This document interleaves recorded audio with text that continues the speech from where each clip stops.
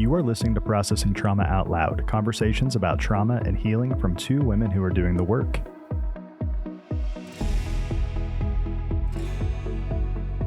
Hey everyone, this is Kandace and Sher with Processing Trauma Out Loud, back for another episode on why Sher and I think story work, as Sher just affectionately said last week, the bomb. Both Sher and I have spent several years now working with our own coaches, being in story work groups, and really noticing that this journey just keeps getting better for us. Yeah. We're getting freer. Sher talked about curses last week that we are seeing broken off of us and the vows that we've released. And it's been a journey, Sher. And we also named last week, and I just want to mention this quickly, story work is not the only healing modality that we use, but it is the foundational one for what we do with our clients. Yeah. And last week we talked a little bit about the big thing about story work is that when we experience situations of trauma and harm, something in us shifts, something changes. We then respond to those changes as though it is truth, and our life is changed going forward, often for decades, literally, until we are able to find a guide who can help us go back to those spaces. And last week, we just talked about the power of curses and agreements and vows to not only cause these negative shifts or these harmful shifts in us, these shifts that steal, kill, and destroy our glory and our freedom as carefree, innocent, beautiful children, but then how we are stuck in that. Yeah, that was a very powerful episode, I felt. And we wanted to just come back and talk a little bit more about what are some of the other things that can cause shifts that we want to keep our eyes open to when we're thinking about our stories of harm.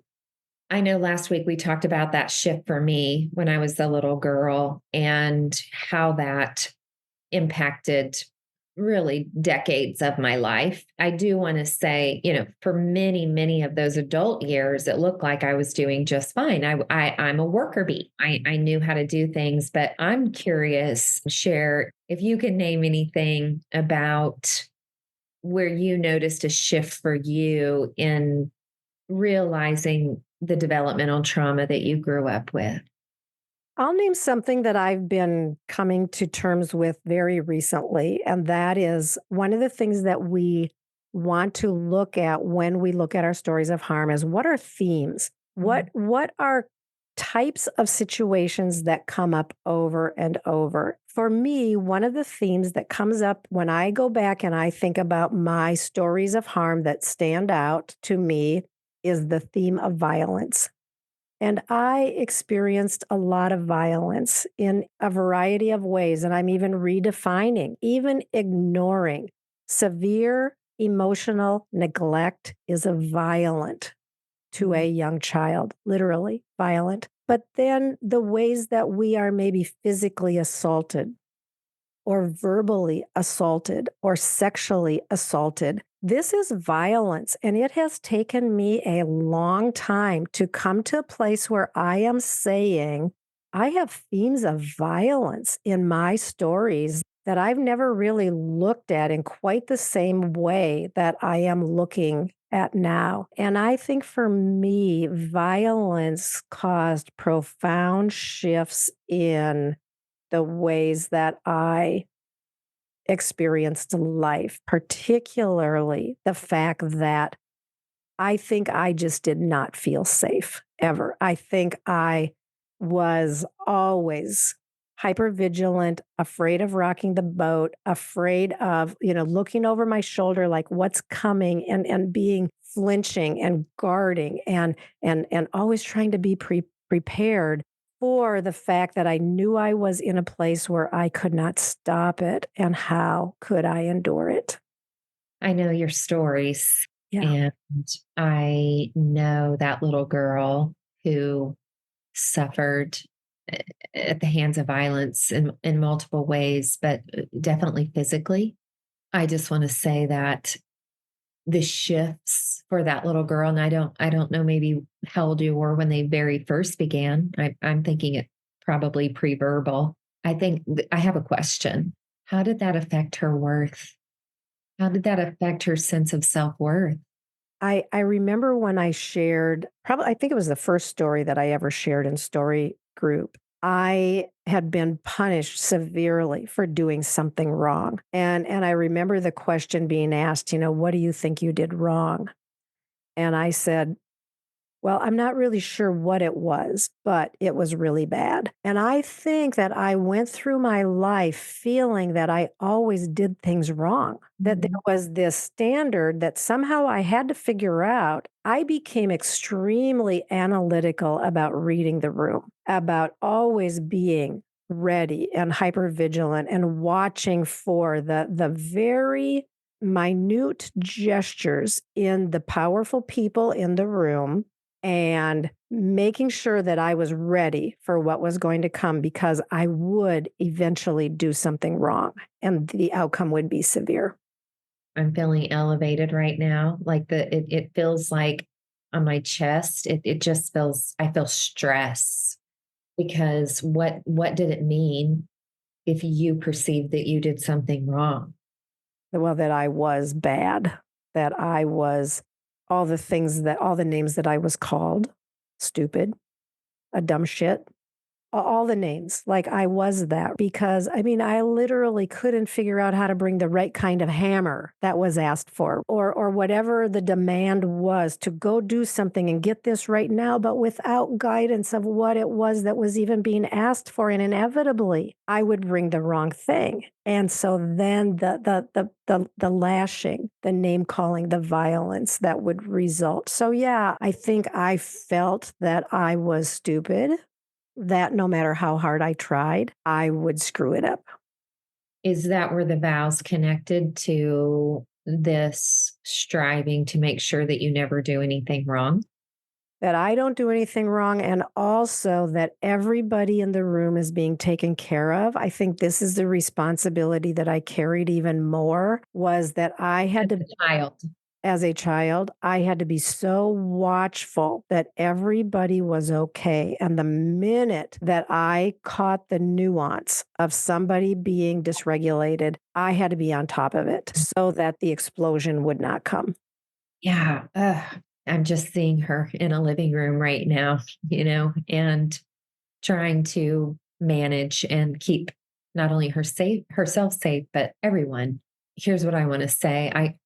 I see that little girl and I'm just wondering, I think we have listeners who are really relating to you right now.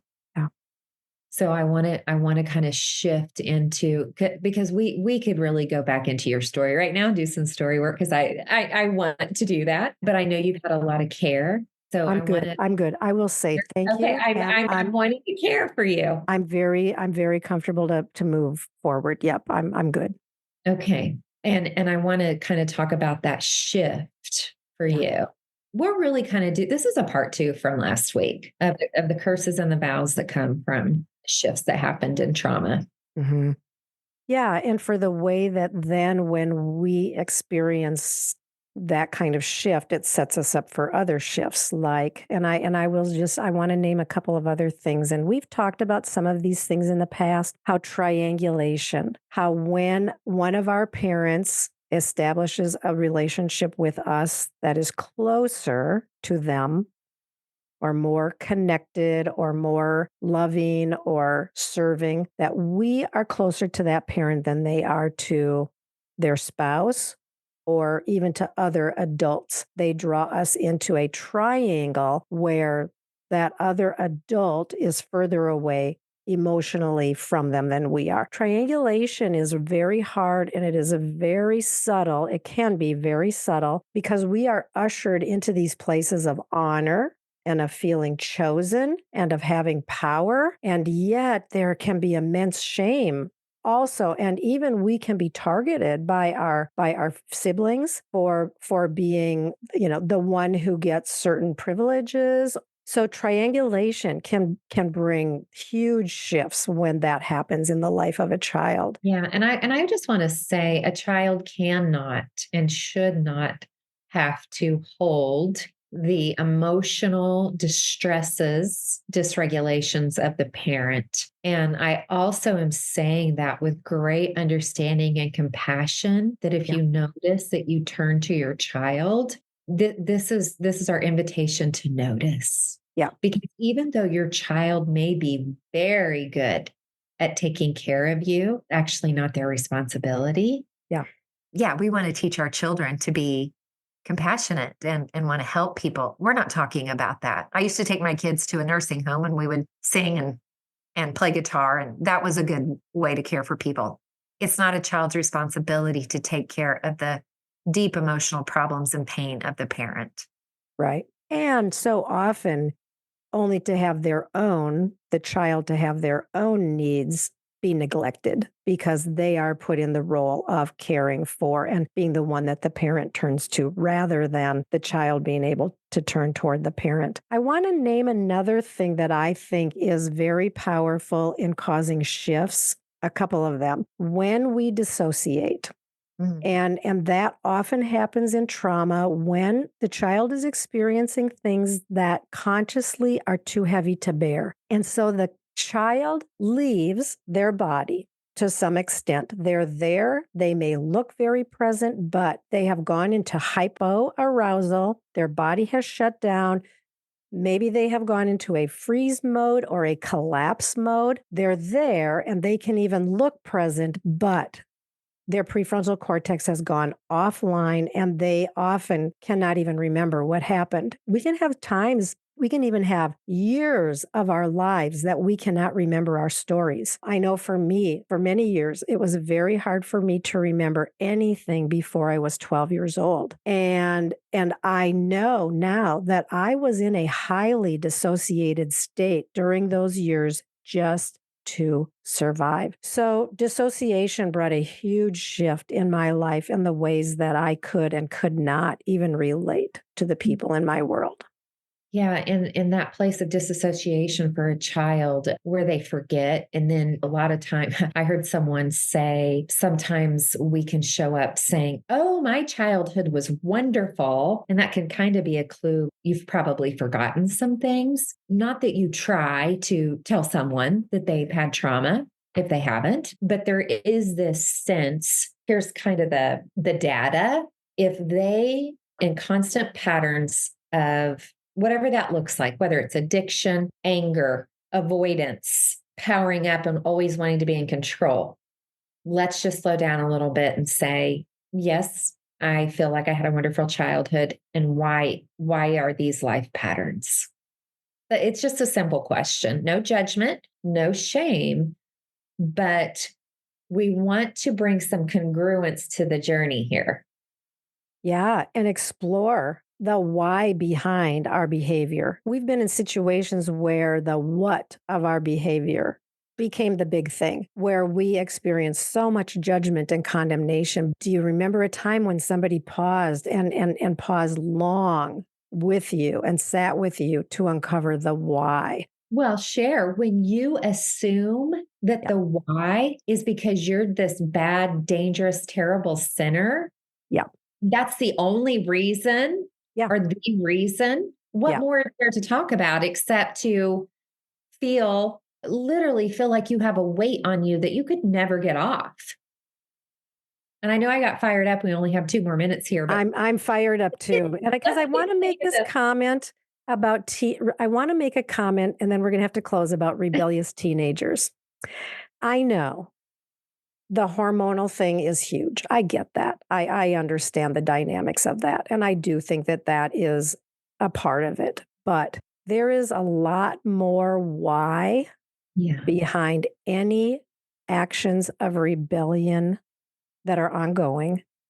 And if we can pause and if we can turn toward our teenagers who are struggling and move toward them with care and openness, they might not be ready right now, but there are stories. Yeah.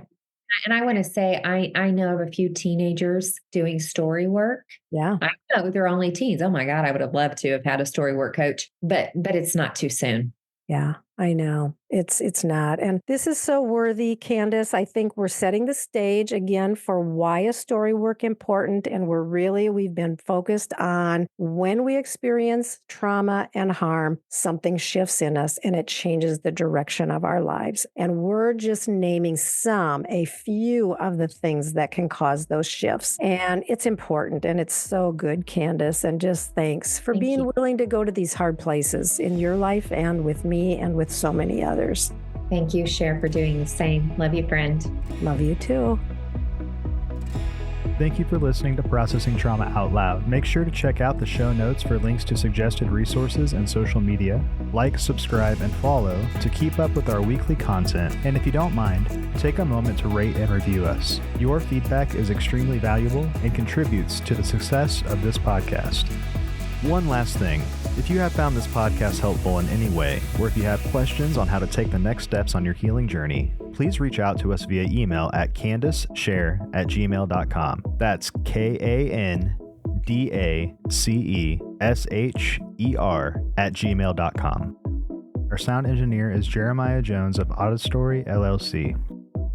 We welcome you to join us for more conversations soon. Take care.